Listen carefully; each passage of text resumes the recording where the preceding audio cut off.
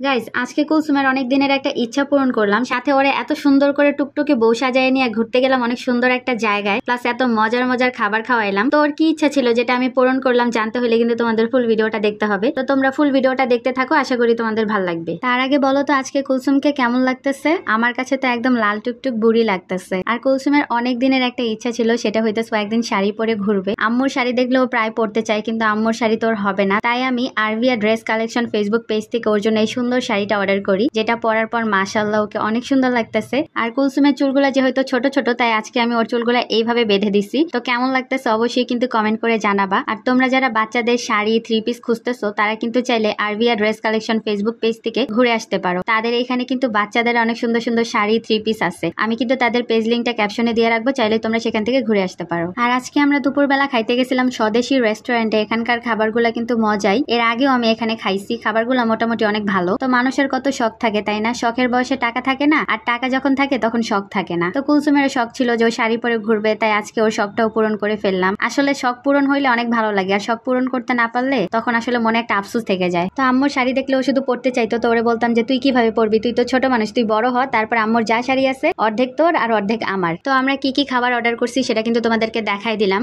আর এখানকার খাবারগুলো মজাই। তো আমি কিন্তু একদমই চিংড়ি খাই না। আমি অর্ডার করছিলাম কুলসুমের জন্য ডাব চিংড়ি আর চিংড়ি ভুনা, আর সাথে অনেকগুলো খাবার অর্ডার করছি, একটা একটা করে নাম বলতে পারবো না। তবে আমার একটা জিনিস ভেবে কিন্তু খুবই খারাপ লাগে, সেটা হইতেছে আমরা যারা ফেসবুকের রিভিউ দেখে, অনেক রকমের ভিডিও দেখে যখন আমরা একটা জায়গায় খাইতে যাই, আর খাইতে যাওয়ার পরে যখন দেখি যে যেরকম দেখাইছে ওইরকম আসলে দেয় নাই, তখন জিনিসটা দেখে কিন্তু আমাদের খারাপ লাগে। ভাই আমরা যারা সাধারণ মানুষ আছি, যারা হইতেছে বাহিরে খাইতে যাই, তারা তো টাকা কম দেয় না, ঠিক আছে? অন্যরাও যা দেয় আমরাও তাই দেই। কিন্তু রেস্টুরেন্ট গুলার একটা ব্যাপার হইতেছে, তারা যখন কোনো ফুড ব্লগার যখন আসে সেখানে ব্লগ করতে, তখন কিন্তু তারা সুন্দর মতো ওইটা ডেকোরেশন করে দেয়। নর্মাল যদি কেউ সাধারণ যদি কোনো মানুষ যদি সেখানে খাইতে যায়, তাহলে না তাকে ওইরকম ভাবে দেয় না। তো সেম এখানেও আমি দেখলাম যে তাদের কিছু রিভিউর মধ্যে দেখলাম যে এত সুন্দর করে সাজায় দিছে, মানে ভাতের উপরে কি যেন দিছে, তারপরে খিচুড়ির উপরে গাজর কেটে ফুল বানিয়ে দিছে। তো আমাকে কিন্তু ওইরকম দেয় নাই, আমাকে নর্মাল খিচুড়ি যেমন প্লেটে বেড়ে দেয় ওইরকম ভাবেই দিছে। টাবের মধ্যে কি দিয়ে যেন একটা ফুল বানাইছে, মানে যেটা একদম ফুটে ছিল ভিডিওর মধ্যে তাদের, কিন্তু বাস্তবে কিন্তু এরকম না। বাস্তবে কিন্তু আমার ডাব চিংড়ির মধ্যে কিচ্ছুই ছিল না, শুধু